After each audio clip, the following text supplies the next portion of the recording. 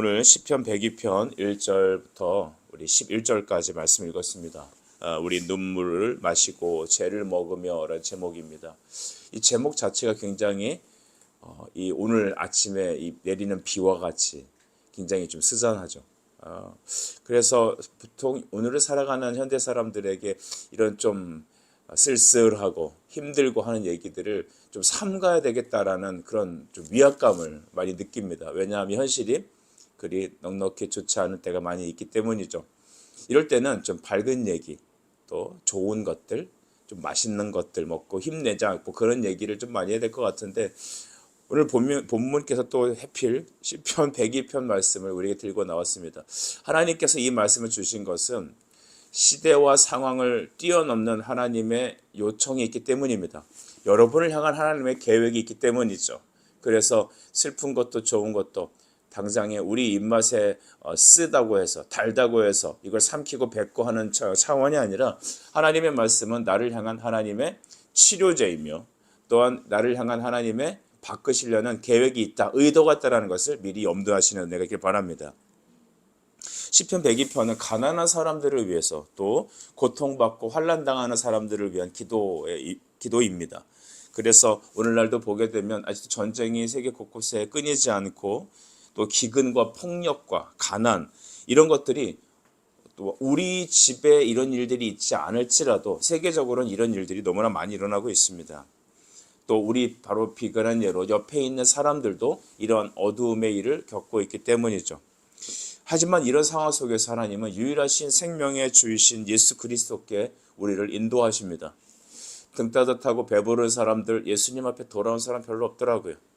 그냥 기독교 신앙을 종교 생활로 하는 사람들 참으나 많습니다. 하지만 때로는 어렵고 힘들고 기근과 어려운 상황 속에 있는 그 사람들은 하나님께 나아가는 사람들이 상당히 많습니다. 그래서 주님은 가난한 자들에게 복음이 전파되며 라고까지 말씀하셨습니다.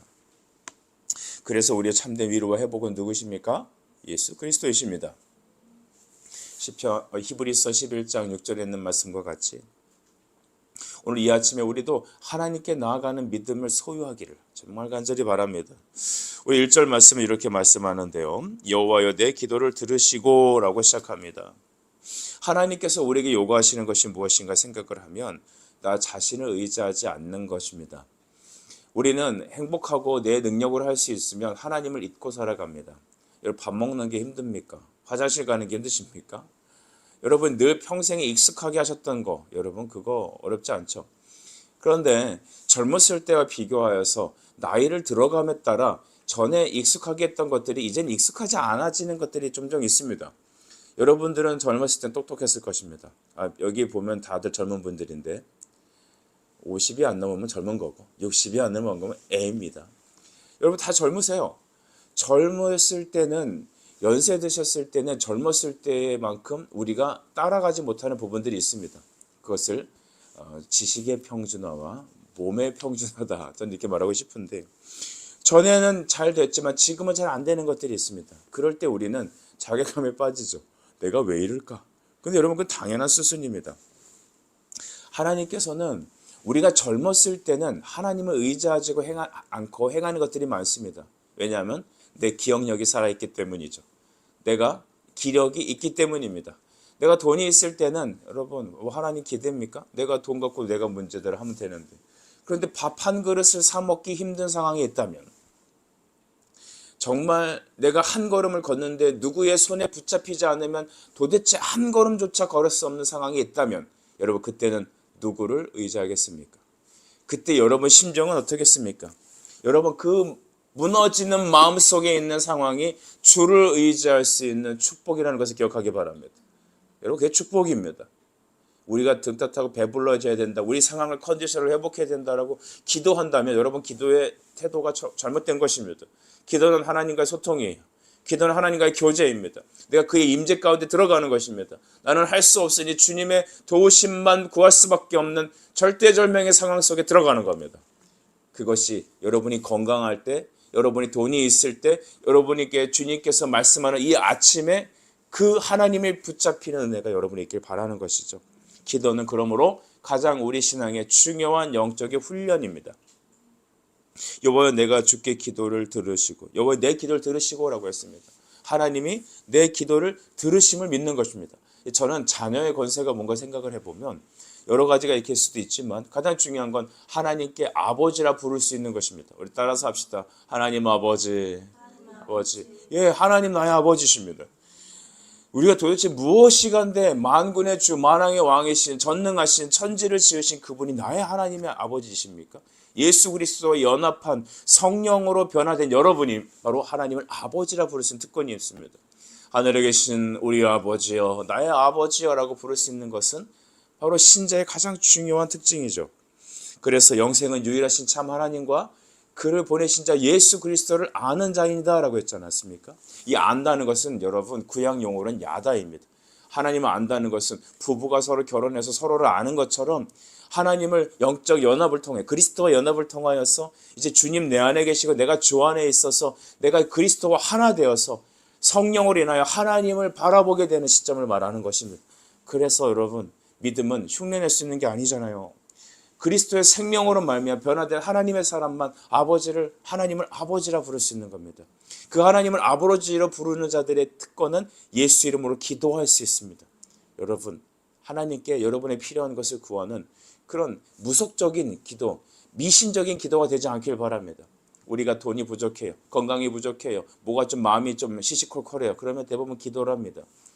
저도 참 이 청년 사역을 하면서 느낀 게 우리 청년들 중에서 갑자기 새벽 기도 나오게 되면 불안합니다. 제가 왜 나왔을까? 물어보면 백중백발 다 목사님 제가 직장을 새로 구해야 돼서요. 지금 제가 뭐 상황이 어때서요. 근데 그 상황이 해결되고 문제가 해결되고 취직이 되면 그 순간부터 기도를 끊게 되는 것이죠. 어쩌면 그 순간부터가 기도가 시작되어야 될 점 아닐까요? 여러분 하나님은 우리가 기도하길 원하십니다. 우리를 자녀 삼으셔서 우리에게 요구하시는 훈련은 기도의 후요입니다. 기도는 내가 필요한 것을 하나님께 따내려고 하는 도깨비 방망이가 아니라는 것입니다. 기도는 하나님과 만나기 위한 것입니다. 하나님과 교제를 위한 것입니다. 그러니 예수 믿고 하나님 앞에 나와 기도하며 그리스도와 연합의 교제를 누리는 우리 모두 성도들이 먼저 되시기 간절히 바랍니다. 하나님은 2절에 나의 괴로운 날에 라고 시작했습니다. 나의 괴로운 날에 주의 얼굴을 내게서 숨기지 마소서. 주의 귀를 내게 기울이사 내가 부르짖는 날에 속히 내게 응답하소서 라는 것입니다. 주님 내 부르짖음에 귀를 기울여 주세요. 내가 부르짖을 때 내게 속히 응답해 주세요. 절절한 신앙 고백이 여기 안에 있습니다. 이것은 그 상황에 들어가지 않은 사람은 도저히 흉내낼 수 없는 것입니다. 우리가 왜 이렇게 기도할까요? 생각해 보면 우리 인생이 유한하기 때문입니다. 우리의 인생에 보면 총량의 법칙이라는 게 있는데 여러분 그거 아십니까? 그 사춘기 아이들이 막 부모한테 하지 않는 짓들을 하죠. 근데 그때 그 일을 안 하면 나이 들어서 그 일을 합니다. 그러니까 사춘기 때 사춘기 짓을 안 하면 50, 60이 돼서 70이 돼서 그 일을 합니다. 그거 견디기 힘들 겁니다. 우리 아내 되신 여러분 남편이 60이 돼서 사춘기 아들의 짓을 한다고 생각해 보십시오. 그거 견디기 힘들걸요. 하나님께서는 우리가 유한한 인생을 살게 하시죠. 제가 총량이라는 얘기를 했는데 인생은 다 제한된 인생을 살아갑니다. 건강이 제한되어 있고 여러분의 무릎이 제한되어 있고 또한 우리의 물질과 생명이 제한되어 있습니다. 그러니까 남의 것을 뺏으려는 하는 거예요. 내가 원하는 그 욕구를 채우기 위해선 남의 돈을 갈취해야 되는 거죠. 내 실력으로 밟고 서서 남이 누리지 못하는 그 자리에 내가 올라서야 합니다. 근데 그거 기억하십시오. 여러분도 누군가에게 짓밟힐 겁니다. 인생은 유한한 인생으로 살아갑니다. 그래서 이 땅을 살아갈 때 많은 사람들이 수고와 고통과 눈물과 탄식과 애통으로 살아갑니다. 하나님이 아담을 에덴에서 쫓겨냈을 때 쫓겨난 아담이 맞닥뜨려야 될 현실은 땀을 흘리며 밭을 일구었지만 돌아오는 건 가시떨기와 엉겅퀴뿐이었습니다. 여러분 이것이 인생입니다. 우리가 믿음으로 이 땅을 살면서 하나님께서는 우리에게 말씀하시기를 인생이 많은 고난을 받아야 된다는 것으로 우리에게 말씀하십니다. 보통 전도를 하거나 교회를 초대할 때 포장을 할 때가 많이 있는 것 같아요. 우리가 옛날에 소화제를 먹으면 앞에 그 사탕 발림이 있잖아요. 여기서 나한테 왜 사탕 발림이냐 뭐 그렇게 말도 하는데 그 겉에 달달함이 지나고 나면 여러분 그 안에는 쓰디쓴 약이 들어 있습니다. 저는 그런 것들에 대해서 한번 시도를 해보고 싶은 마음이 어렸을 때부터 많았던 것 같아요. 소화제를 빨아 먹어봤습니다. 아, 맛있다. 달달달달해서 빨아먹다 보니까 좀 있다가 아주 된 맛을 경험했죠. 당장 뱉었습니다. 제가 뭐라고 말씀드렸죠? 달달하니까 빨아먹다가 쓰니까 어떻게 했다고요? 뱉었어요. 그게 우리의 태도인 것이죠. 신이 있다면 왜 우리에게 고난을 줄까? 하나님이 계신데 왜 나한테 이런 말을 하나? 목회자는 왜 나에게 축복만을 얘기하지 않고 예수 믿으면 뭐 고통이 따른다는 듯 주님과 함께 뭐 우리가 함께 뭐 이 짐을 져야 된다. 목사님 당신이나 지십시오.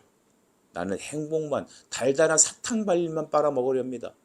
여러분 그거는 신자의 태도가 아니에요. 여러분 그거는 저 이 세상 밖에 나가서 돈을 주고 무당에게 머리를 조아리는 것과 또한 세상에서 말하는 그 이방의 신을 섬기는 사람들의 태도인 거예요. 내가 필요한 것을 투자해서 획득하겠다라는 그 생각은 기도가 아니요. 신앙도 아니요. 아무것도 아닙니다. 바울은 빌립보서에서 말하기를 그리스도를 위해 너에게 은혜를 주신 것은 다만 그를 믿을 뿐 아니라 그를 위하여 고난도 받게 하려 함이다라고 했습니다. 이 목사의 말이 아니라 성경에 기록된 말씀임을 먼저 말합니다. 내가 너에게 은혜를 주고 생명을 주고 너를 믿게 한 것은 나와 함께 고난을 받게 하려 함이다라는 것입니다. 여러분 믿음 생활하면은 하나님 앞에 우리가 애매한 고난을 받을 때도 있습니다. 잘 생각해 보세요. 여러분의 인생을 한번 돌아보세요. 나이가 어렸을 때 왜 그런 일들이 있었을까? 나의 가정에 왜 그런 일들이 있었을까? 그런 상처와 아픔이 없었으면 좋았겠죠. 하지만 주를 따라가며 받는 그런 모든 상처와 애매한 고통들이 있습니다. 자기 상처를 붙잡고 나는 상처받아서 나는 힘들어 주저앉으면 그건 바보예요. 다윗을 보십시오. 다윗은 오늘날에 말하는 그 MZ세대 때 인생에 정말 겪지 말아야 될 고난과 슬픔과 배신을 한 번에 당했습니다. 사람에 대한 고난, 그 부모들에 대한 버림당하는 고난, 또한 여러분 20대, 10대 후반부터 여러분 끊임없는 사울의 질투와 또한 30대 중반까지의 수많은 방랑 생활과 살해 위협과 그 모든 것을 그는 다 감당해야 됐습니다. 성경은 말합니다. 그가 왕이 될 제목으로 키우기 위해 하나님이 트레이닝 하신 것이다. 할렐루야. 여러분 하나님은 여러분랑 계획이 있으세요. 나를 위한 계획이 있으십니다. 자녀에게 좋은 것만 주고 싶죠. 꽃길만 걷고 싶죠. 그거 여러분 잘못된 생각인 거 아십니까? 여러분은 자녀들이 앞으로 하나님의 은혜 가운데 하나님의 경륜 가운데 그가 받을 여러 가지 고난과 환난이 예비되어 있음을 미리 아셔야 합니다. 내가 당한 가난, 내가 받은 고난, 사람에 대한 스트레스 우리 자녀들은 받으면 안 되겠다. 그거 자녀를 망치는 길입니다. 여러분의 것이 아닙니다. 내 자식이 아닙니다. 제가 우리 중학교, 고등학교 아이들한테 물어봤습니다. 야, 너 뭐 하냐 물어봤더니 모르겠는데요. 네 일인데 그럼 누구한테 물어봐야 되냐? 모르겠는데요. 그 얘기는 뭐죠? 엄마한테 물어보래. 여기 계신 어머니들 물어보고 싶은데 평생을 애 뒤치다거리고 살 수 있습니까? 그러면 진작에 하나님께 맡기십시오. 자기의 길을 스스로 걸어갈 수 있도록 여러분 끊임없이 기도에 서포트를 하십시오. 밥은 해주세요. 그리고 서포트를 하십시오. 기도하십시오. 말씀으로 가르치십시오. 그래서 그가 예수 이름 붙잡고 일어서 그리스도의 전사로 쓰임받을 수 있게 하십시오. 내 새끼 하면서 좋은 길만 헤쳐가면 여러분 그거 아세요? 나방이 애벌레 안에 있을 때 있잖아요. 그때 그 번데기를 찢어주면 걔는 날 수 없다고 합니다. 여러분이 어쩌면 자식의 앞길을 날지 못하도록 하는 방해 요소가 있을 수 있습니다. 우리 월요 새벽 때 애들 데리고 나오세요. 어립니까? 어리면 들쳐고 나오세요. 이 얘기를 하면 저 목사가 인정이 없구나. 여러분 인정이 아니라 말씀으로 키우고 싶습니다. 기도로 키우고 싶습니다. 정말 자식을 사랑합니까? 여기서 재우시면서 기도를 들려주십시오. 그거 아무것도 아닌 것 같죠? 지나보면 달라요. 지나보면 확실히 내가 그랬어야 된다는 생각을 깨닫게 됩니다. 하나님은 오늘 우리에게 뭘 말씀하시냐면 부르짖는 속에 내게 응답해달라는 성도의 고난을 말하고 있습니다. 바울은 디모데후서에서 뭐라고 말하냐면 너는 그리스도 예수의 좋은 병사로 나와 함께 고난을 받으라고 합니다. 나와 함께 고난을 받으라. 복음과 함께 믿음의 길을 걸어라. 하나님이 우리에게 일정의 고난의 길을 허락하십니다. 제가 용납하신다, 허용하신다라고 말씀드렸잖아요. 왜 그런지 아세요? 꽃길만 걸어야 되는데, 어려움이 없어야 되는데 왜 이런 것을 허락하시냐면 우리가 예수님만 기대고 살아가는 방법을 찾게 하기 위한 것입니다. 제가 좀 다윗 얘기를 했는데, 다윗이 한참 왕이 되고 전쟁할 때 이상한 방법을 씁니다. 아니, 내 지식과 지략, 책략이 있잖아요. 경험이 있잖아요. 전술 전략을 다윗이 모르겠습니까? 광야에서 잔뼈가 굵은. 근데 바보 같은 짓을 하나 해요. 그게 뭔지 아세요? 무릎 꿇고 기도해요. 왕이시여, 지금 당장 군대를 편성하고 해야 됩니다. 어떻게 해야 됩니까? 제가 목회를 하면서 느끼는 건 성도들이, 특별히 남자 성도들이 저한테 그걸 요구해요. 얼만큼 탁월하게 CEO적인 감각으로 결단력 있게 미리미리 선점해서 남자답게 일을 추진력 있게 끌고 나가느냐, 그 모습을 보는 거예요.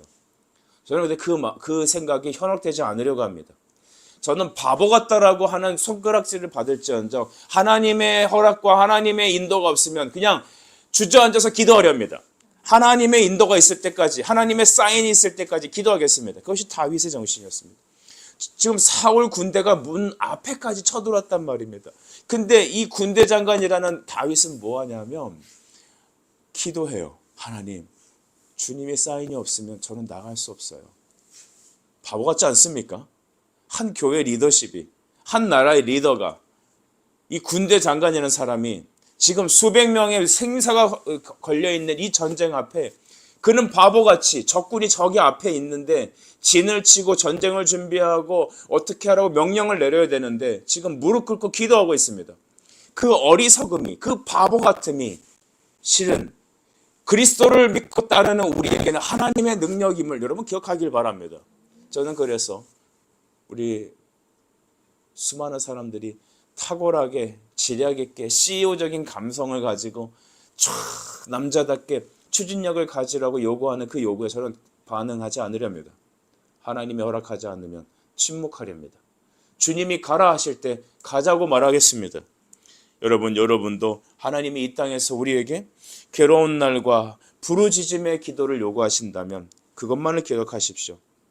나의 능력이 약한 데에서 강하게 됨을 기억하십시오. 그래서 오히려 약할 때 내가 이 약함을 자랑하리니 이는 그리스도의 능력이 내게 머물게 하려 합니다. 이 바울의 고린도후서 12장에 있는 그 말씀이 여러분의 고백이 되어야 합니다. 3절과 7절은 이제부터는 그 시인의 절절한 상황을 여러분 은유적으로 그는 말하고 있습니다. 제가 3절부터 7절 말씀을 좀 간략하게 몇 가지를 말하게 볼게요. 뼈가 숯같이 탔다고 합니다. 내 마음이 풀같이 시들고 말랐다고 하죠. 탄식 소리로 나의 살이 뼈에 부딪히며 광야의 올빼미 같고 내가 부엉이같이 되었고 밤새 우는 지붕 위에 참새같이 되었다. 근데 이 얘기를 만약에 여러분의 자녀들에게 무슨 말인지 아냐고 물어보십시오. 한글은 읽을 수 있지만 이 맥락이 무슨 말인지 모를 겁니다. 그러나 이 자리에 있는 여러분에게 이 이야기를 무슨 말인지 아냐고 물어보겠습니다. 그러면 무슨 말인지 짐작을 하실 겁니다. 그렇다면 저희 교회 권사님 두 분에게 이 말이 무엇인지 물어봅시다. 그들은 눈물을 흘릴 겁니다. 지난날 본인들의 삶이 뼈가 숯같이 되었고 그들의 마음이 풀같이 시들어 말랐고 새카맣게 타버렸고 광야의 올빼미와 같이 부엉이같이 지붕 위에 오는 새와 같이 내 눈물이 마르지 않았다는 사실이 어떤 건지 알 것입니다. 제 얘기는 등 따뜻하고 배부른 오늘날의 MZ들은 이 말을 죽어도 깨어나도 모른다는 거예요. 우리 자녀들은 따뜻한 부모의 품속에 있는 아이들은 이 말이 무슨 말인지 모릅니다. 고생이라는 것은 밤톨맞지도 못한 그 사람들은 가난한 사람들의 애통함과 그 인생의 고난으로 인한 가슴이 타들어가는 그 절절한 절규를 깨닫지 못하는 겁니다. 그런데 반대로 그런 시간을 걷고 있는 사람이라면 내 뼈가 숯같이 탔습니다라는 이 말이 떨어지자마자 그들은 눈물을 떨굴 것입니다. 그 상황 속에 자기가 당하고 있는 상황에 그대로 대변해 주는 말인 것을 알게 됩니다. 하나님의 말씀은 그런 특징이 있죠. 내 마음이 가난했을 때 우리 상황이 망하고 이런 상황에 접했을 때 우리는 하나님 앞에 손들고 나옵니다. 그 하나님 앞에 간절함으로 예배가 됩니다. 진정한 예배는 여러분의 마음이 쑥같이 타버렸을 때일 거예요. 눈물이 마르지 않는 상황일 겁니다. 우리 고난당하는 자매님들 계십니까? 여러분들 위로가 임할 것입니다. 진정한 하나님을 아는 길은, 말씀을 깨닫는 길은 내가 승승장구할 때가 아닌 것 같아요. 하나님의 은혜가 임하는 길은 바로 이와 같이 뼈가 숲같이 타고 내 눈물이 마르지 않고 탄식 소리로 내 살이 뼈에 붙는 그 지경에 이를 때 나는 하나님 앞에 겸손히 주를 섬기는 마음으로 나갈 것입니다. 겸손히 주를 섬길 때 괴로운 일이 많으나 굳건한 믿음 주셔서 늘 승리하게 하소서.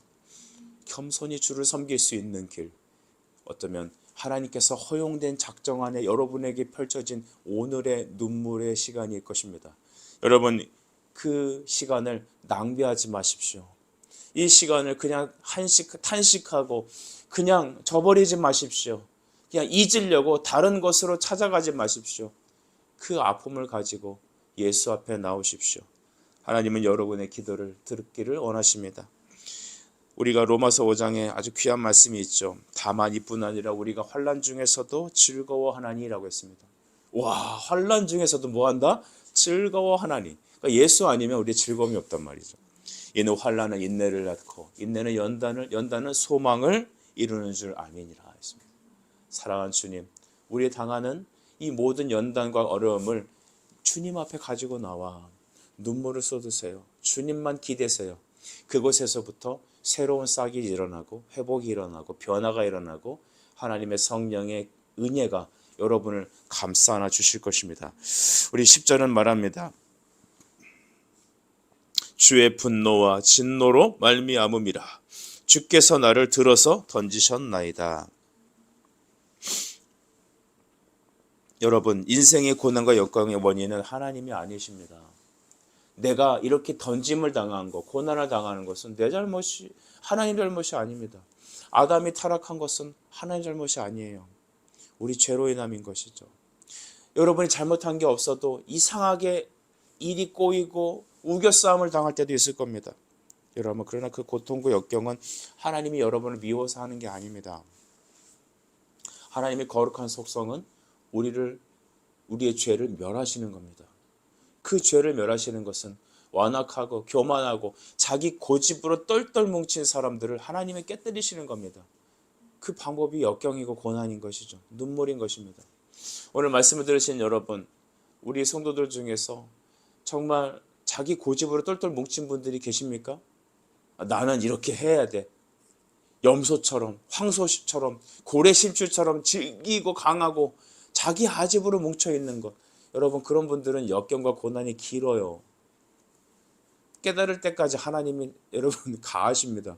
하나님하고 싸워서 이길 사람이 없어요, 여러분. 가장 좋은 건 가시체를 뒷발질하는 게 우리 고생임을 깨닫는 거예요. 그런 사인이 있을 때 그냥 하나님께 엎드리는 것입니다.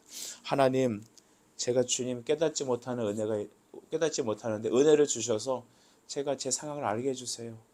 그러니까 어려움이 당하면 바로 엎드리는 사람이 여러분 능사지, 그 매를 그냥 다 맞아내는 게 똑똑한 게 아닙니다. 간혹 보면 우리 집에 보면 약삭 빠른 아이들이 있어요. 눈치 백단. 막 벌써 엄마가 눈이 치켜뜨면 무조건 엄마한테 가서 내가 잘못했다고, 뭘 해야 되냐고. 그런 사람이 있는가 하면 매를 때려도 뭐 때리든가 머리를 들이받고 죽이든지 살리든지 아무렇게나 하십시오. 그런 친구들은 매를 벌죠. 한 대 맞고 끝날 걸 아주 그냥 회초리 부러질 때까지 매를 맞는 겁니다. 각각 그 집마다 그런 사람들이 있죠. 여러분, 하나님께서는 우리를 애매하게 고난 주시는 분이 아니시죠. 하나님은 우리의 죄를 멸하시는 분이죠. 우리를 바꾸시는 분입니다. 나는 안 바뀔 거야 하고 버티는 분들, 여러분, 이런 인생이 참 고될 겁니다. 왜냐하면 하나님의 목적은 우리를 바꾸시는 것입니다. 우리는 기도를 할 때 하나님이 내 상황을 내가 행복한 방향으로 내 생각대로 풀어주길 원해요. 하지만 하나님은 여러분이 기도로 나올 때 하나님이 계획하신 그런 스탠스가 있습니다. 그건 뭐냐? 여러분의 소심줄 같은 그 고집이 꺾이는 겁니다. 나의 아집이 깨어져서 겸손히 주를 섬기는 겁니다. 겸손이란 무엇입니까? 겸손은 말씀이라면 아멘 하는 겁니다. 내 생각이 있어요. 내 고집이 있어요. 내가 좋아하지 않는 게 있어요. 우리 이 중에서 여러분 순댓국 안 드시는 분들 계실 거예요. 나는 순댓국은 안 먹어. 근데 나는 안 먹지만 하나님이 원하시면 겸손히 주를 섬기며 순댓국을 떠먹는 겁니다. 근데 먹어보니까 어때요? 괜찮네? 내 몸에 맞네? 그렇게 되는 겁니다. 하나님이 주시는 거라면. 그러니까 제가 그렇다고 순댓국 안 드시는 분에게 억지로 먹이겠다는 말은 아닙니다. 인생이 그렇다는 것이죠. 하나님은 분노와 진노로 우리에게 오시는 것은 여러분이 자신을 바꾸시려는 하나님의 임재가 있다는 것을 먼저 기억합시다. 마지막 11절은 보면 그렇게 되어 있죠. 저녁 그림자 같고 시들어가는 풀처럼 자기가 되었다라고 탄식합니다. 여러분, 이같이 슬픔의 노래가 왜 우리에게 있냐 하면 우리 본성이 죄인이라는 사실을 깨닫게 하기 위함인 것입니다. 하나님의 은혜가 임하기 전에 먼저 오는 단계가 있습니다. 물에 들어가기 전에 스트레칭을 하고 들어가죠. 그것처럼 항상 하나님의 역사가 일어나게, 하나님 우리 자신을 바꾸시려는 이 은혜가 개입되는 상황 전에 항상 은혜 앞에 존재하는 것은 우리의 죄에 대한 비참함을 깨닫는 것입니다. 보통 교회에서 죄에 대한 설교를 하지 않는 것 같아요. 하나님 말씀에 찌르는 채찍과 가시와 같은 말씀을 던지지 않습니다. 그냥 달달한 사탕 발림만 전합니다.